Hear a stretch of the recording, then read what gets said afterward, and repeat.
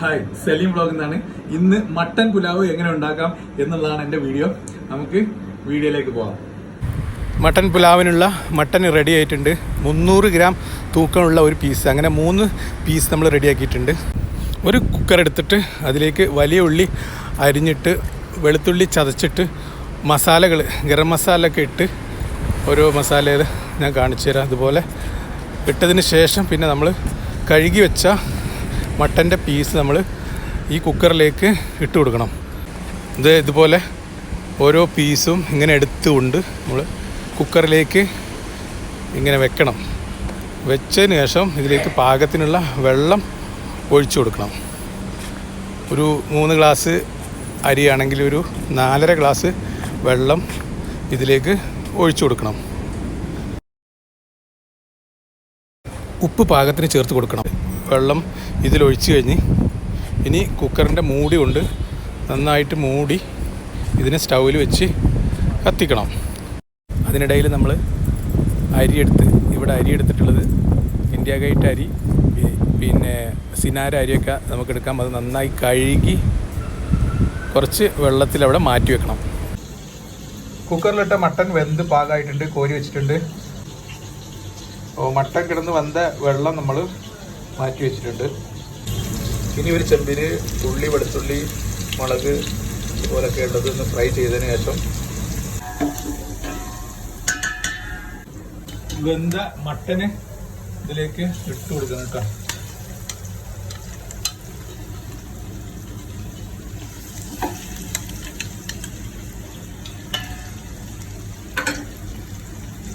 അപ്പോൾ മട്ടനൊപ്പം ഇട്ട് കൊടുത്ത മസാല ഇതിലുണ്ട്, കോരി വെച്ചപ്പോൾ മസാല ഇതിലുണ്ട്.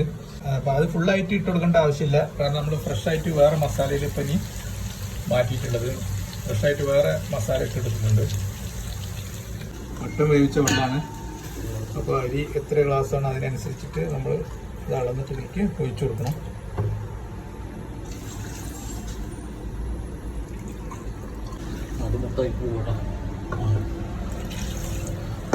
അപ്പോൾ മട്ടൻ വേവിച്ച ആ വെള്ളത്തിലാണ് ഇനി നമ്മൾ അരി ഇട്ട് കൊടുത്ത് വേവിക്കാൻ പോകുന്നത്.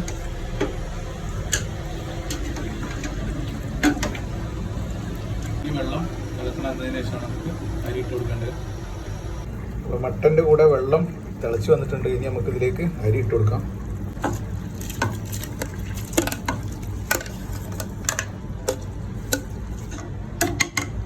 മട്ടൻ്റെ കൂടെ തിളച്ച വെള്ളത്തിലേക്ക് അരി ഇട്ട് കൊടുത്തിട്ടുണ്ട്.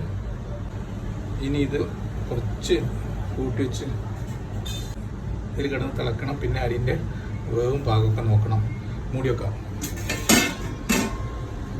ഒരു 5 മിനിറ്റ് കഴിഞ്ഞതിന് ശേഷം ഇത് തുറന്നിട്ട് ഗരം മസാല വേദറി കൊടുക്കണം. ഒരു 20 മിനിറ്റ് ദമ്മിട്ടാൽ mutton pulao ready. Mutton pulao ready ആയിരിക്കുകയാണ്. നമ്മളത് സെർവ് ചെയ്യാനുള്ള പുറപ്പാട്ടിലാണ്.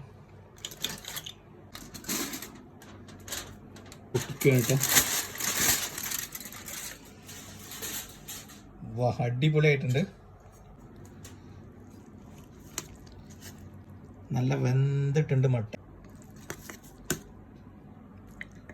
നല്ല വെന്ത് പാകത്തെ നല്ല ചോറാണ് കേട്ടോ.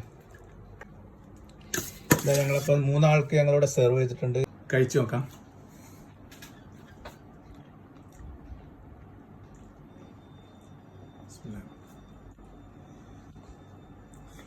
മട്ടൻ നന്നായിട്ട് വെന്തിട്ടുണ്ട്.